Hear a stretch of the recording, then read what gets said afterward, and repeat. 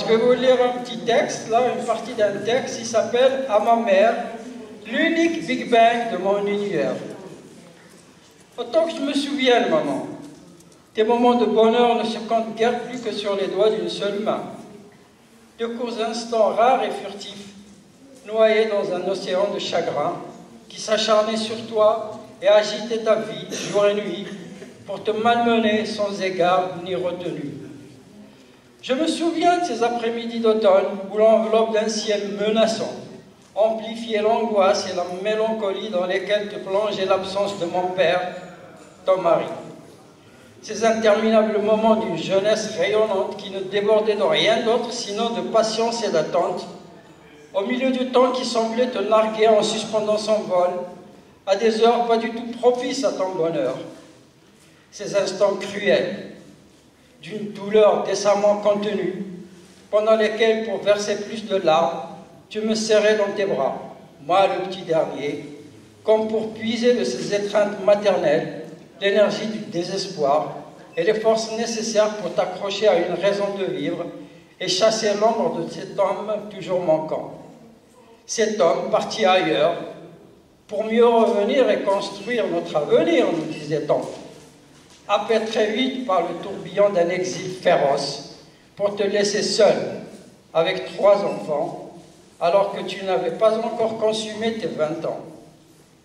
Je me souviens de ces prières que tu murmurais au ciel à la tombée de la nuit pour combattre tes peurs en attendant des lendemains meilleurs qui tardaient à se profiler pour te délivrer de ce cauchemar interminable rempli de solitude et d'abandon. Ce ciel que j'appris en guise de coup de main à la mesure de mon enfance a questionné aussi, finit par me lasser par sa surdité et son silence complice, déjà à mes yeux d'enfant, jusqu'à en devenir absurde et insensé. Je me souviens de ces nouvelles que notre oncle nous livrait de son frère aîné en lisant des encarts de journaux le soir au coin de la cheminée. Ces premières nouvelles qui annonçaient son arrestation pour port d'armes prohibées, suivies d'une condamnation pour association de malfaiteurs et atteinte à la sûreté de l'État. Et les suivantes, qui le disaient tantôt détenu à Nancy, tantôt à la prison d'El Harrach et tantôt transféré à celle de Berwaguia. Parfois, d'autres nouvelles le disaient s'être fait la belle de l'un ou l'autre des pénitenciers dans lesquels il était détenu. Je me souviens de ces 2 ou 3 soirées où l'on annonçait enfin son retour. Retour dans l'imminence donnée à ton visage des teintes radieuses et blafardes à la fois. Ce visage, très vite assailli par un flot d'incertitude, se transformait en terrain de combat sur lequel s'affrontaient la joie et la tristesse. Celle du bonheur de le revoir pour un ou 2 soirs et l'inquiétude d'un autre départ. Je me souviens, et tu me l'as rappelé récemment, de cette journée de révolte où les femmes du village avaient organisé une marche sur les sentiers qui menaient au campement militaire pour hurler et gémir de tout leur saoul contre l'armée coloniale qui venait d'embarquer tous les hommes en représailles à un coup du FLN. Je me souviens de ces cris et lamentations que tu communiquais dos contre poitrine à l'enfant que tu portais à Califourchon, lequel les transformait en sanglots incessants. Tu avais beau lui dire à cet enfant hébété par la puissance de ses complaintes qui fusaient de cette foule compacte, « Calme-toi, mon fils, c'est de la comédie, t'inquiète pas. » Rien n'y fit. Je braillais de plus en plus fort, comme pour mieux amplifier tes sanglots, que je ressentais comme une douleur de plus, une douleur de trop, même simulée, portée à une nature éplorée.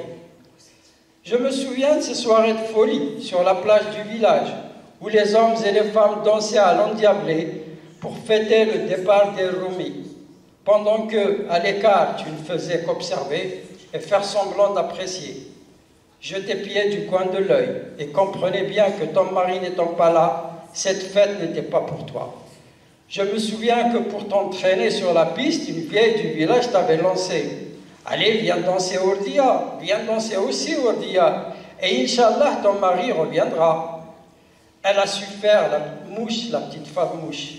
Et pour ne pas irriter les dieux que pour toi elle venait d'invoquer, tu osas quelques petits pas et déhanchements incertains et furtifs, histoire de ne pas contrarier cette incantation prononcée pour ton mari et son retour, l'unique synonyme à ton bien-être et ses contours.